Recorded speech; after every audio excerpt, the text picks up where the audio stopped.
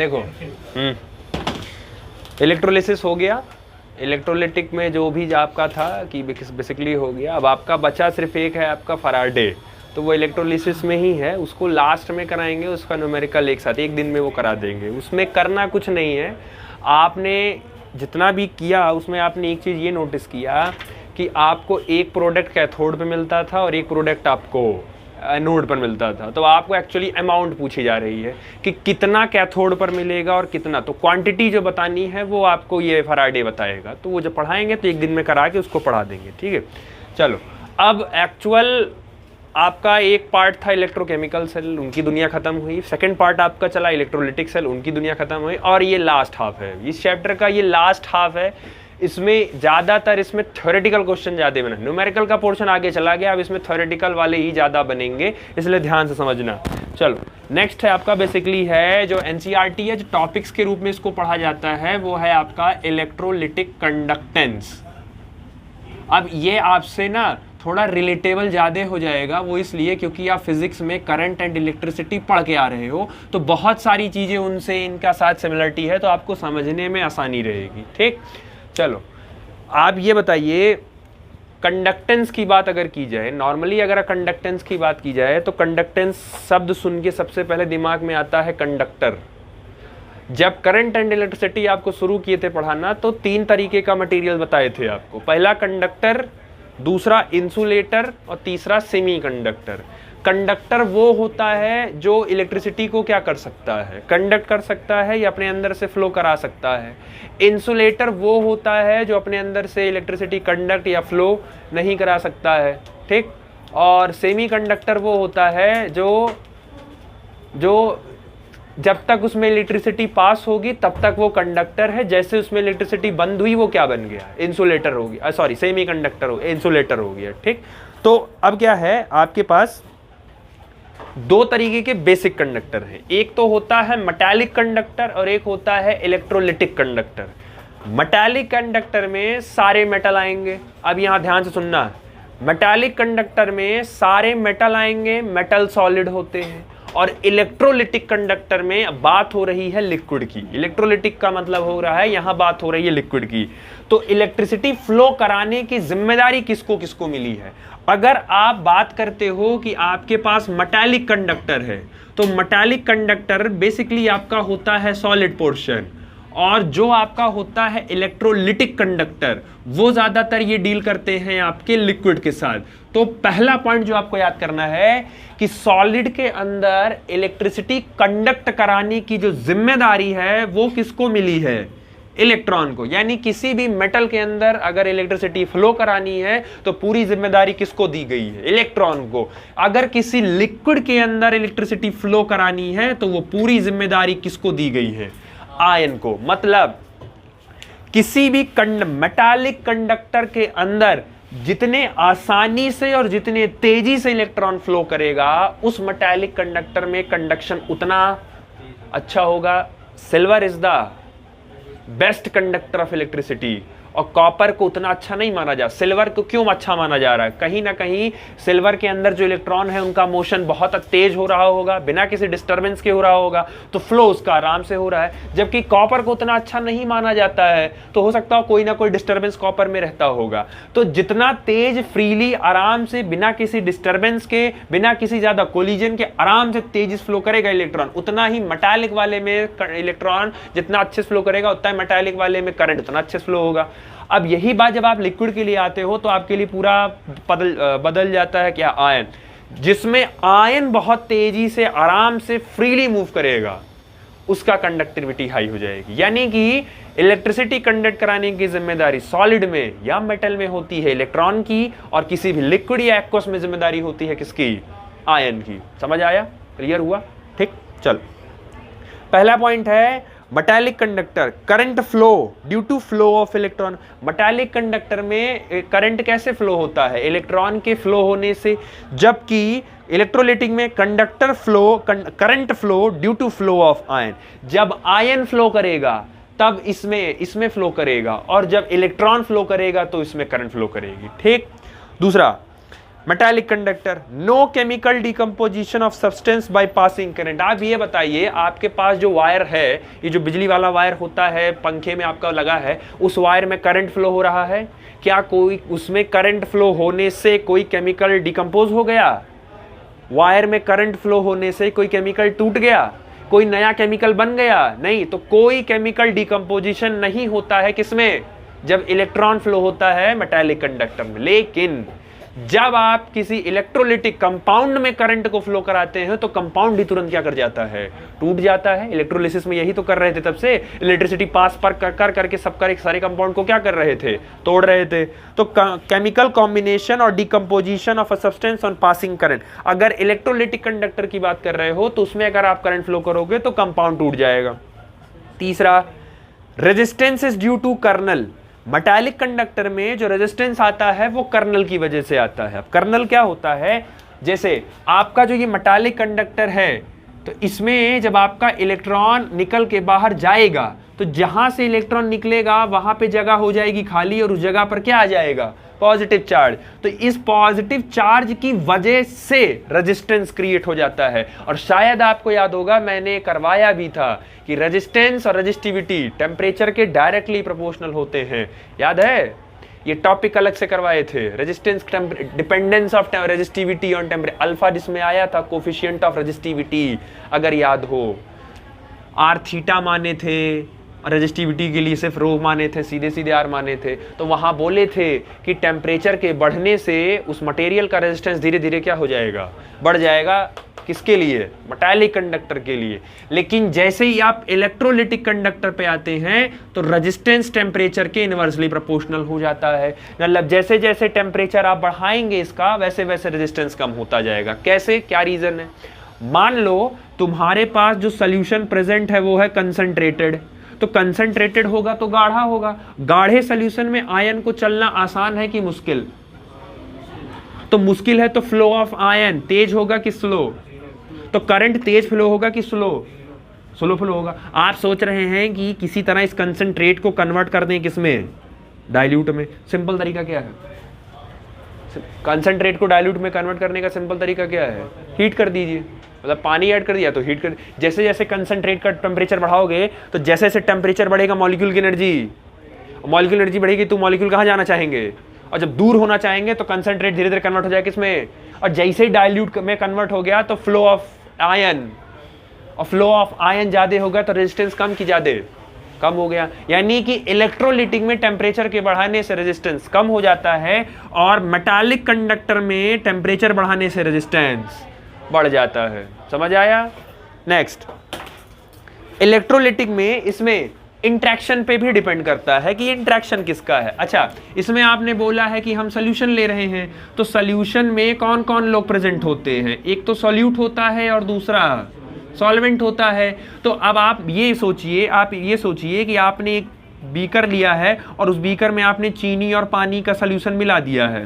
तो अब चीनी पानी का सॉल्यूशन मिलाए हो तो चीनी का आपस में इंटरेक्शन कुछ होगा, चीनी का पानी के साथ भी इंटरेक्शन होगा, पानी का पानी के साथ खुद इंटरेक्शन होगा। तो solute interaction, solute solvent interaction, और सॉल्वेंट इंटरेक्शन। तो ये सब डिसाइड करते हैं, मिलकर डिसाइड करते हैं। आप ये सोचिए, अगर सॉल्यूट का इंटरेक्शन ज्यादा हो गया तो ज्यादा होने का मतलब वो गाढ़ा हो गया, तो क्या वो आयन को फ्लो होने देगा? नहीं है। अगर सॉल्यूट सॉल्वेंट का इंटरेक्शन ज्यादा है तो मतलब एक दोनों ने पहले ही ये समझौता कर लिया है कि आयन फ्लो करवाना है, तो उस हिसाब से लोगों ने अपना कंसंट्रेशन, अपना थिकनेस रखा था। तो इलेक्ट्रोलिटिक पे डिपेंड करता है आपने उसका थिकनेस रखा कितना, गाढ़ा रखे हो या हल्का रखे हो, ये इस पे डिपेंड करता है। ठीक है, समझ आया? ये बेसिक था, स्टार्टर था कि इलेक्ट्रोलिटिक और मेटालिक में क्या डिफरेंस होता है। मोटा मोटी आपको सिर्फ याद रखना है कि अगर आपके पास मेटालिक कंडक्टर है, सॉलिड कंडक्टर है, तो उसमें इलेक्ट्रिसिटी फ्लो कराने की जिम्मेदारी इलेक्ट्रॉन की होती है। अगर आपके पास कोई लिक्विड है, कोई एक्वस है, कोई सोल्यूशन है, तो उसमें इलेक्ट्रिसिटी फ्लो कराने की जिम्मेदारी आयन की होती है। पहला। दूसरा, मेटालिक का टेम्परेचर बढ़ाने से रेजिस्टेंस बढ़ जाता है, और इलेक्ट्रोलिटिक एक्वस सॉल्यूशन का टेम्परेचर बढ़ाने से रेजिस्टेंस कम हो जाता है। 2 पॉइंट याद रखो, बहुत काम आएगा आपके। ठीक, चलो उसके बाद आता है आपका कुछ जनरल टर्म्स। जैसे पहला हो गया आपका रेजिस्टेंस, ऑलरेडी पढ़ चुके हो, फिजिक्स में पढ़ाया गया है। रेजिस्टेंस का काम, रेजिस्टेंस का मतलब क्या होता है? ऑपोजिशन करना, किसी भी चीज को रोकना। तो पहला हो गया। अब ये दोनों के लिए है, चाहे आप इलेक्ट्रोलिटिक लेते हो चाहे आप कंडक्टर मेटालिक लेते हो, दोनों के लिए सेम ही है। तो पहला टर्म हो गया आपका रेजिस्टेंस। रेजिस्टेंस का मतलब होता है कि अपोजिशन करना, कैपिटल आर से डिनोट करते हैं, निकालते कैसे हो, रो एल बाई ए। और दूसरा है इसकी एसआई यूनिट क्या होती है, ओम सिंबल, ठीक, तो ये जान ही रहे हो। दूसरा इसमें आता है आपका कंडक्टेंस। अब यहां से ध्यान से समझना, कंडक्टेंस को डिनोट करते हैं सी से, और ये इनवर्सली होता है रेजिस्टेंस के। आप ये बताइए कंडक्टेंस इस शब्द से क्या क्लियर हो रहा है, कंडक्ट करेगा। तो अगर ये कंडक्ट ज्यादा कर रहा है इसका मतलब है उस समय रोकने वाला कम है, और अगर रोकने वाला ज्यादा हो गया तो कंडक्टेंस, तो इसका मतलब देखो, तो कंडक्टेंस क्या है, कंडक्टेंस जितना ज्यादा होगा रेजिस्टेंस उतना कम होगा। अच्छा, रेजिस्टेंस की यूनिट क्या होती है, ओम। तो ऊपर जाएगा तो क्या हो जाएगा, ऊपर जाएगा तो यूनिट क्या हो जाएगी, पर ओम। तो कंडक्टेंस की यूनिट ओम, ये ऊपर जाएगा तो ओम ऊपर जाएगा तो ओम के पावर। अब इसके अलावा जो आपको यूनिट मिलेगी, पहली यूनिट याद कर लो, इसकी दूसरी यूनिट होती है मो, और एक यूनिट और होती है इसकी साइमन। अब पेपर में का भूलोगे, which one of the following is a unit of conductance, ohm, per mho, Simon, पर सेंटीमीटर। अब बच्चे जल्दबाजी में रट के क्या जाएंगे, ओम मो, तो ओम मो साइमन तीनों पढ़ के गए थे, तो तीनों तो दिया है। तो ध्यान रखिएगा, ओम में पर है, बाकी दोनों में क्या है, पॉजिटिव है। तो ये मो अजय, ये दोनों साइंटिस्ट का नेम है, दिया गया है, तो डायरेक्ट याद रखिएगा। क्योंकि इस इधर पोर्शन से ना यूनिट बहुत दिक्कत करता है, क्योंकि आप ये पहली बार सुन रहे हैं, ये अभी तक यूनिट कहीं आई नहीं थी, ये तो पहली बार है आपके लिए, मो और साइमन, इसलिए इसको ध्यान रखना, ठीक। तीसरा आता है आपका रजिस्टिविटी। रजिस्टिविटी का दूसरा नाम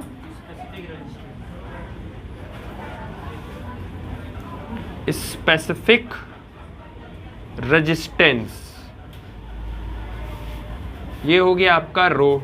यहां से रो की वैल्यू निकालो, तो रो की वैल्यू निकालोगे तो ये हो जाएगा आर ए इंटू, मतलब डिवाइड बाई एल। तो ये हो गया आपका रेजिस्टिविटी, ठीक है।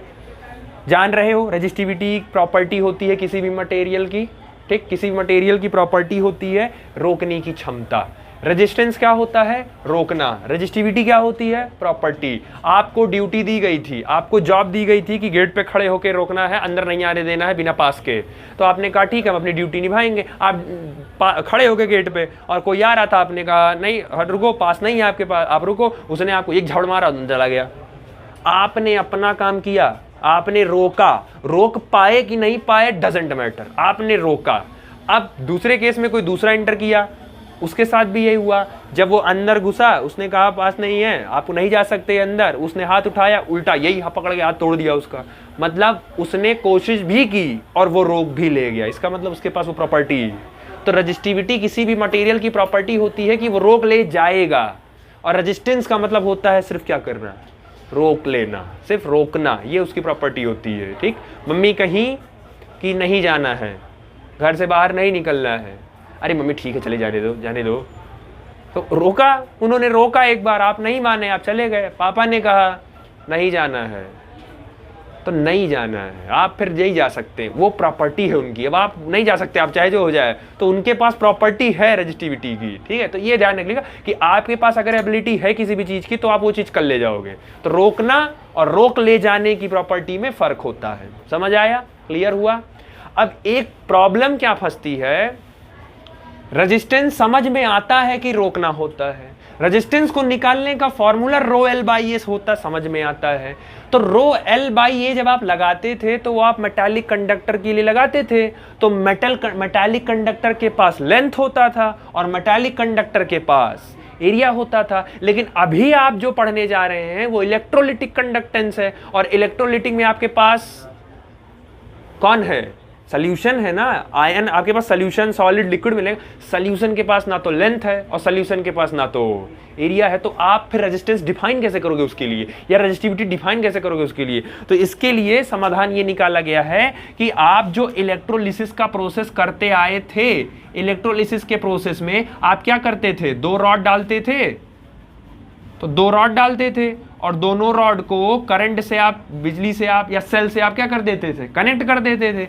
तो आपको लिक्विड के केसेस में या सॉल्यूशन के केसेस में दोनों रॉड की बीच की जो लेंथ होगी वही आप यहां पुट कर दीजिए, और दोनों रॉड की कॉमन एरिया आपको रखनी है, सेम एरिया, वही एरिया ले जाके आप यहां पुट कर दीजिए। ये रूल लगाना है किसके लिए, जब आपके सामने कौन होगा, सॉल्यूशन रखा होगा, कि सॉल्यूशन के केस में आप लेंथ और एरिया आपको कहां से मिलेगा, तो वो आप बीकर का जो रॉड आपने डाला होगा उन्हीं दोनों रॉड के बीच की लेंथ और दोनों जो रॉड का एरिया है वही आप रख दीजिए, आपको मिल जाएगा।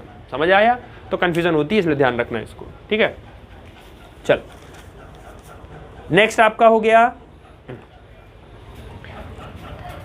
दूसरा, अगर मैं इस रॉड, दोनों रॉड की बीच की लेंथ को, दोनों रॉड की बीच की लेंथ को 1 मीटर कर दूं और दोनों रॉड की एरिया को 1 मीटर स्क्वायर कर दूं, तो अगर मैं इसको रखूं 1, तो ये हो जाएगा rho is equal to R into 1/1। तो यहां से क्लियर कट आ गया, रो इज इक्वल टू क्या, इसका मतलब है कि 2 प्लेट अगर 1 मीटर पर रखा हो और दोनों प्लेट की एरिया 1 मीटर स्क्वायर हो, तो उस समय उस सॉल्यूशन का जो भी रेजिस्टिविटी होगा वही उसका क्या कहलाएगा, रेजिस्टेंस कहलाएगा। ये कंडीशन इसके लिए वैलिड हो जाएगी। समझ आया? और वैसे भी मैंने बता दिया था कि रेजिस्टिविटी ही आपका बेसिकली रेजिस्टेंस होता है, बस फर्क इतना है कि रेजिस्टिविटी आपकी एक प्रॉपर्टी, एबिलिटी, क्षमता, टेंडेंसी होती है, और रेजिस्टेंस बस एक है कि हाँ हमको रोकना है हमको, ठीक। चलो नेक्स्ट आता है आपका कंडक्टिविटी। ये सब तो फिजिक्स वाला ही पोर्शन था।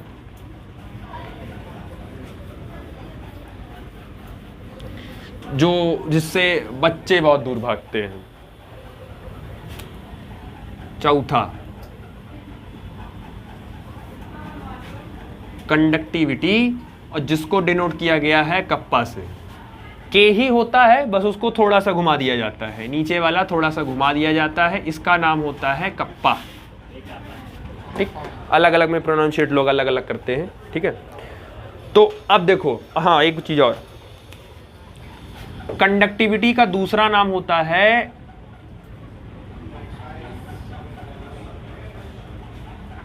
स्पेसिफिक कंडक्टेंस, ये इसका है।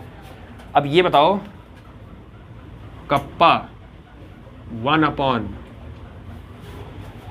के होता है। अब आप समझिए पहले इसको, डेफिनेशन तो उसमें तो अभी थ्योरी प्रूव ही हो जाएगा। रेजिस्टिविटी क्या होती थी, रोकने की क्षमता।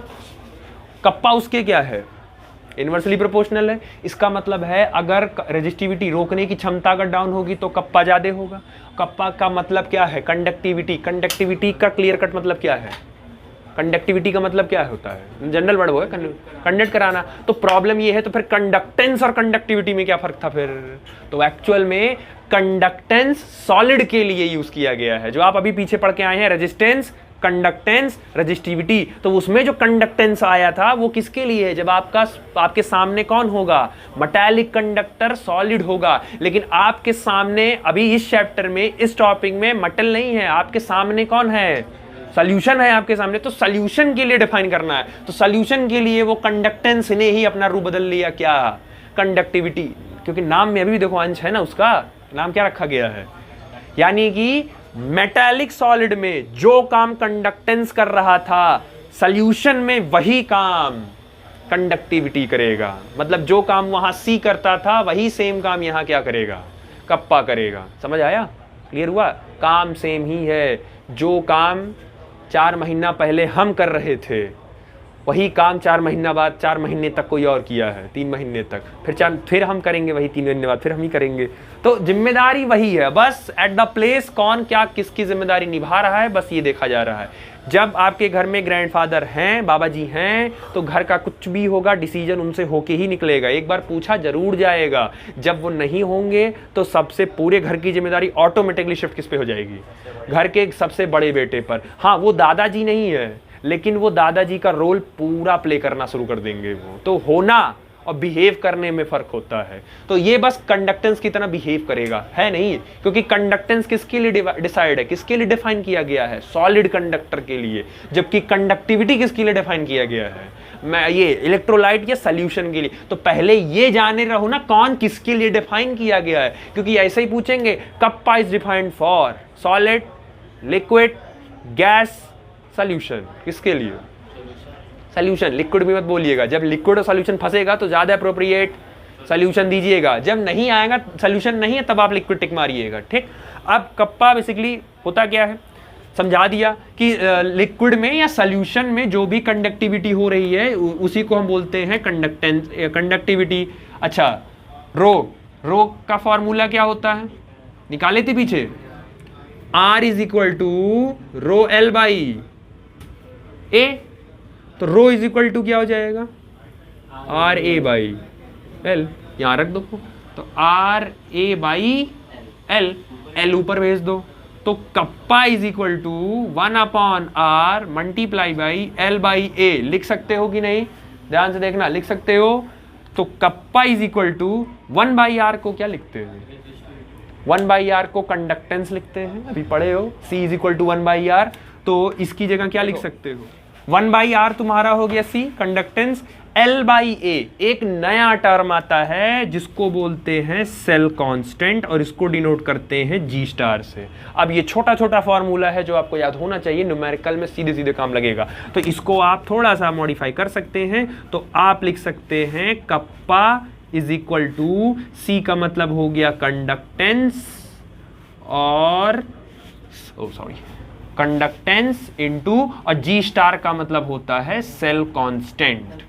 ठीक, तो ये एक नया फॉर्मूला निकल के आता है जो कि आपके न्यूमेरिकल के लिए काफी हेल्प करेगा ये, और आएगा न्यूमेरिकल इस पे डायरेक्ट कभी कभी निकल जाएगा। तो ध्यान रखिएगा कि पेपर में आपके क्या गिवन है। ठीक, तो ये ध्यान रखिएगा। अब एक्चुअल आपसे अगर कोई पूछता है कि कप्पा होता क्या है, जैसे आपने कहा कि कप्पा बेसिकली रेजिस्टिविटी के इनवर्सली प्रोपोर्शनल है, ठीक है, वो तो आपने मैथमेटिकली एक्सप्लेन किया है। कप्पा एक्चुअल क्या होता है? तो एक्चुअली क्या है, आप 1 ml का सोल्यूशन लीजिए, 1 ml का आपने सोल्यूशन लिया, उस 1 ml सोल्यूशन में जितने आयन की वजह से इलेक्ट्रिसिटी कंडक्ट हो रही होगी वही क्या कहलाता है? कप्पा। समझ आया?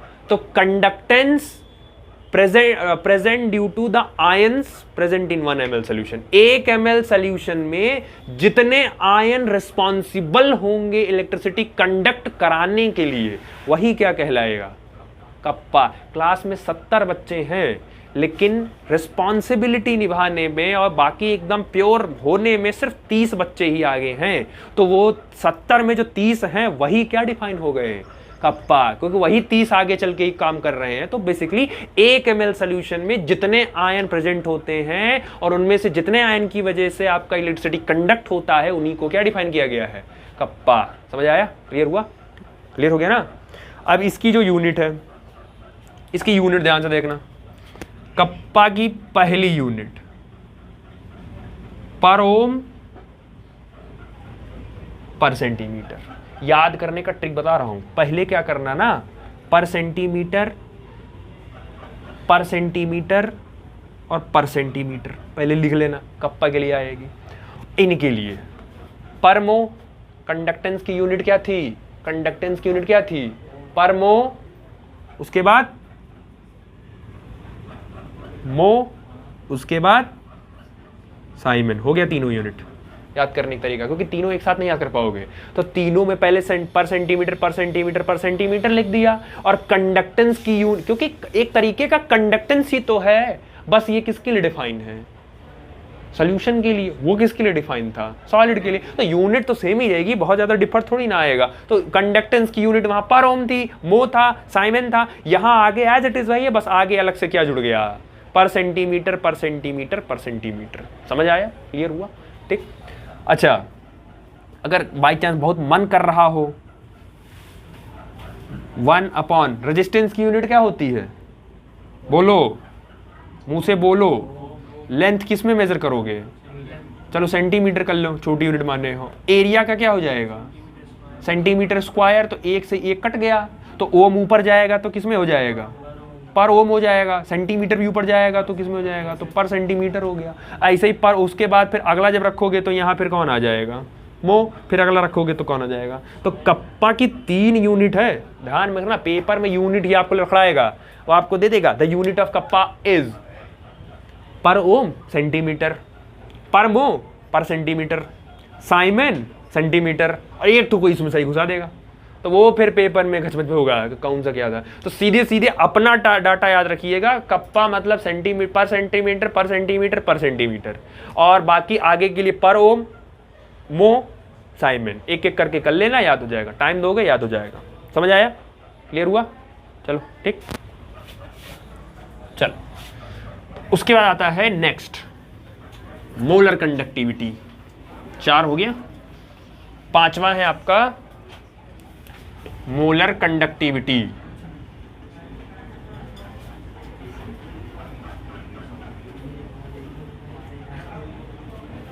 देखो मोलर कंडक्टिविटी को डिनोट करते हैं दिस एंड दिस। अच्छा पहले मुझे ये बताओ, दिस एंड दिस ये क्या है, हाँ ये क्या है, ये क्या है, ये कैपिटल है और ये पक्का ना, ये कैपिटल है, ये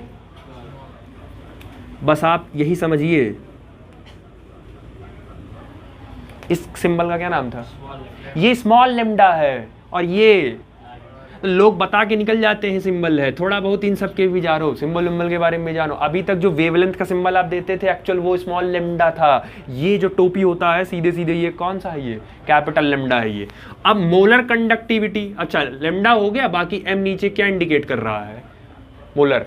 अब समझो मोलर का मतलब, मोलर का क्लियर कट यहां मतलब क्या समझ में आ रहा है, मोलर का मतलब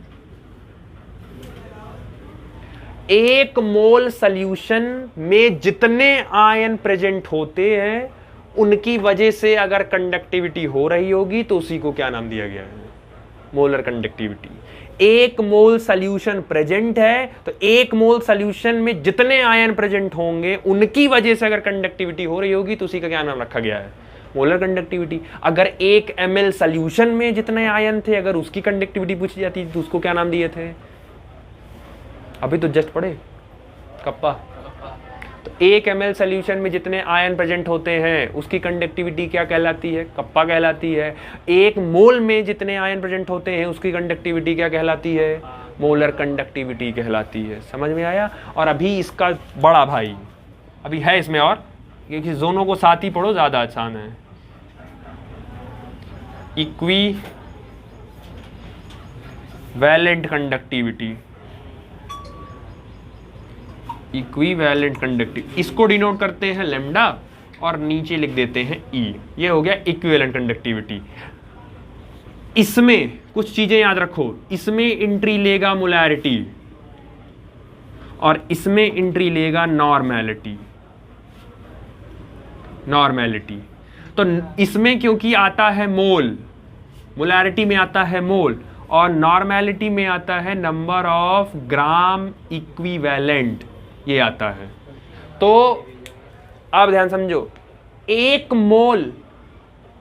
मोल सॉल्यूशन में जितने आयन प्रेजेंट होंगे उनकी वजह से कंडक्टिविटी क्या कहलाएगी, मोलर कंडक्टिविटी। 1 ग्राम इक्विवेलेंट में जितने आयन प्रेजेंट होंगे उनकी वजह से जो कंडक्टिविटी होगी वो क्या कहलाएगी, इक्विवेलेंट कंडक्टिविटी। और 1 ml में जितने आयन्स होंगे उसकी वजह से जो कंडक्टिविटी होगी उसको क्या बोलेंगे, कप्पा। तीनों डिफरेंस क्लियर हुआ, समझ आया।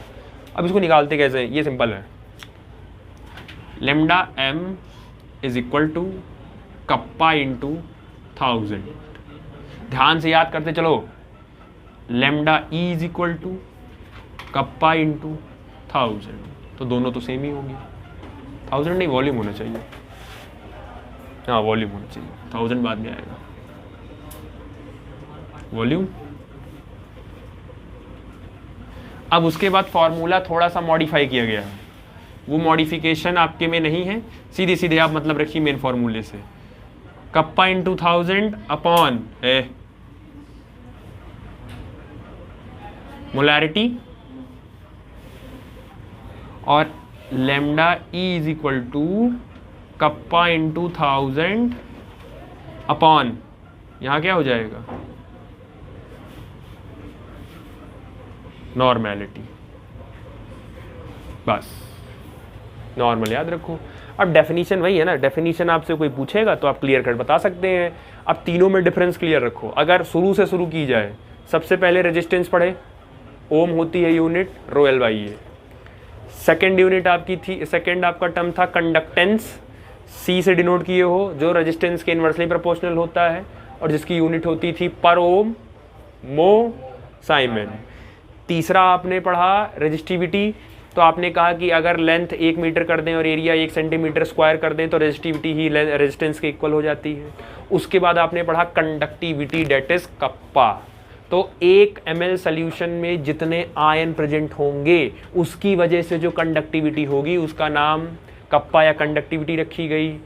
1 मोल में जितने आयन प्रेजेंट होंगे उसकी वजह से जो कंडक्टिविटी होगी वो कहलाएगी मोलर कंडक्टिविटी। 1 ग्राम इक्विवेलेंट में जितने आयन प्रेजेंट होंगे जो कंडक्टिविटी के रिस्पॉन्सिबल होंगे वो क्या कहलाएगा, इक्विवेलेंट कंडक्टिविटी। समझ आ गया, क्लियर हो गया। कप्पा की यूनिट क्या थी, पर ओम पर साइमन।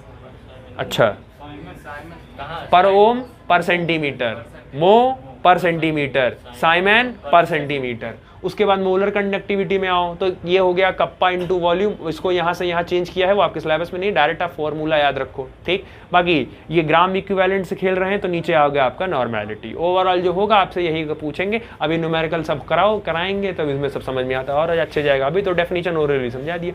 सबसे इंपॉर्टेंट है इसका वेरिएशन, जो भी आएगा कि कंसनट्रेट हो गया, डाइल्यूट हो गया, टेम्परेचर के बढ़ने से क्या हो रहा है, टेम्परेचर गिरने से क्या हो रहा है, वो सब आएगा, ठीक।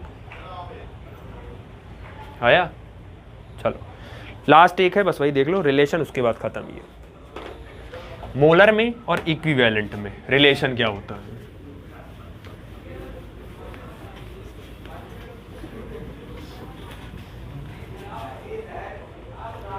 चलो, molar conductivity divided by equivalent conductivity, दोनों में रिलेशन।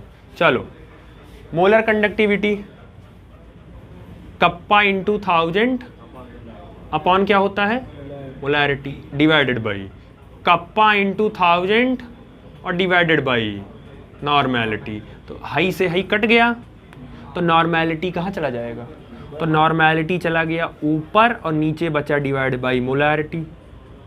समझ आया। अच्छा, नॉर्मेलिटी इज इक्वल टू क्या होता है, नॉर्मेलिटी होता है number of gram equivalent upon volume.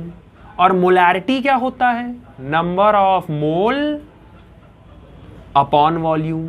पढ़ा है ना, वॉल्यूम से वॉल्यूम कट गया तो फिर अगले में क्या बचा, सिर्फ अगले में क्या बचा, number of gram equivalent upon number of mole. Number of gram equivalent क्या होता है, चलो इसको लिख दे रहे हैं, lambda M upon lambda E. Number of gram equivalent क्या होता है, equivalent weight upon molar mass divide by mole is equal to क्या होता है, मास अपॉन मोलर मास। तो मास अपॉन मोलर मास, तो मोलर मास से मोलर मास कट गया तो ये बचा सिर्फ तुम्हारे पास इक्विवेलेंट वेट अपॉन मास। अब इक्विवेलेंट वेट क्या होता है, हाई कुछ तो गलत हो रहा है क्या, मोलर मास नहीं करना चाहिए था, तो लास्ट में कटेगा number of gram equivalent mass upon equivalent wait. Oh sorry, mass upon, ये उल्टा हो गया, जो ये उल्टा हो गया, mass upon equivalent weight upon, अब नंबर ऑफ मोल हो गया आपका मास अपॉन मोलर मास। तो मास से मास कट गया, मोलर मास कहाँ चला गया, तो मोलर मास अपॉन नीचे क्या बचा, इक्विवेलेंट वेट, तो is equal to molar mass is equal to upon equivalent weight होता है मोलर मास अपॉन एक्स। तो इससे फिर ये कट गया, एक्स चला गया ऊपर, तो फाइनल जो आया lambda M upon lambda E is equal to x.